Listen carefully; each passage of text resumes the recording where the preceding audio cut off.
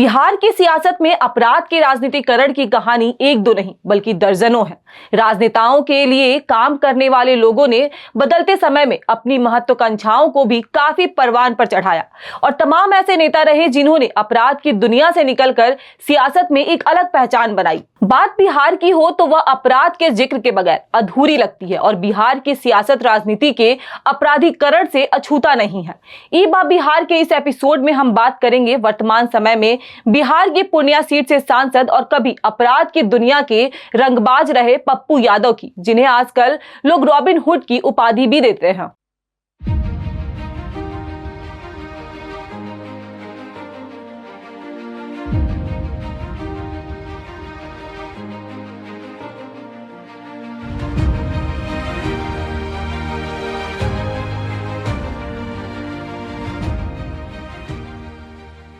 1967 में पप्पू यादव का जन्म बिहार के मधेपुरा में हुआ था। पप्पू यादव एक जमींदार परिवार से आते हैं। कॉलेज में जाने के बाद पप्पू यादव की पहचान एक दबंग के रूप में हो रही थी। उनकी दबंगई के चर्चे सीमांचल के कई जिलों में थे। बात 1980 के बाद की है। उसी वक्त लालू प्रसाद यादव भी बिहार की राजनीति के केंद्र में खुद को स्थापित करने के लिए जद्दोजहद कर रहे थे। कॉलेज के दिनों के बाद पप्पू यादव ने खुलकर लालू प्रसाद यादव का साथ दिया। इस दौरान पप्पू यादव पर तमाम आरोप भी लगते रहे। बिहार में धीरे धीरे सियासी समीकरण तेजी से बन और बिगड़ रहा था।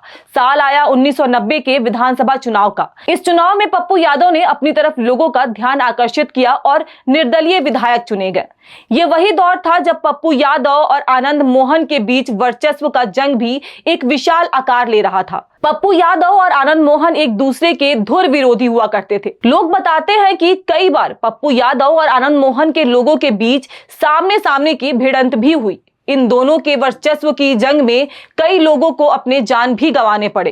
पप्पू यादव एक तरफ जहां पिछड़े समाज की सियासत कर रहे थे, तो वहीं दूसरी तरफ आनंद मोहन का नाम अगड़े समाज की राजनीति को धार देने वाले में था। अब पप्पू यादव की राजनीतिक अभिलाषा भी बढ़ने लगी थी। 1951 में लोकसभा के चुनाव होने थे, जिनमें पप्पू यादव निर्दलीय चुनाव लड़े और बिहार की पूर्णिया सीट से उन्होंने जीत हासिल की और अब पप्पू यादव विधायक से सांसद बन चुके हैं। इसके बाद पप्पू यादव ने कभी पीछे मुड़कर नहीं देखा और इसके बाद 1996 और 99 में लगातार सांसद रहे और साल 1998 में माकपा नेता अजीत सरकार पर धुआंधार फायरिंग की गई। उनके साथ दो अन्य लोगों की इस घटना में मौत हो गई। इस घटना ने पूरे बिहार में सनसनी फैला दी थी।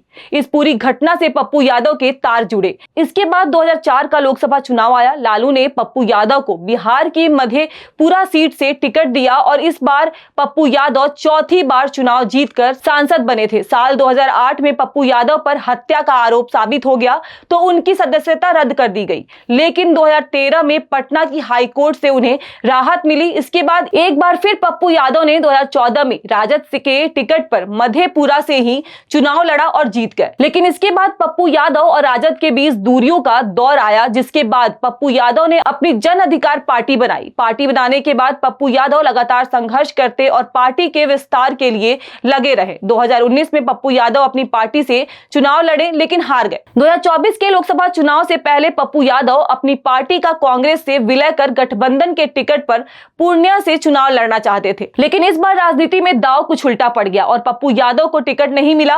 उन्होंने निर्दलीय ही चुनाव लड़ने की ठानी। पप्पू यादव के इस ऐलान के बाद लोग यह कयास लगा रहे थे कि पप्पू यादव तो चुनाव जीतेंगे नहीं, लेकिन वह गठबंधन का समीकरण जरूर खराब कर देंगे। लेकिन चुनाव के परिणाम आए तो पप्पू यादव ने एक बार फिर से लोगों को हैरान कर दिया। इस बार पप्पू यादव छठवीं बार सांसद बने थे। पप्पू यादव का नाम आज भी अक्सर अपराध से जोड़कर देखा जाता है, लेकिन पप्पू यादव लगातार अपनी छवि को बेहतर बनाने के लिए लगे रहते हैं।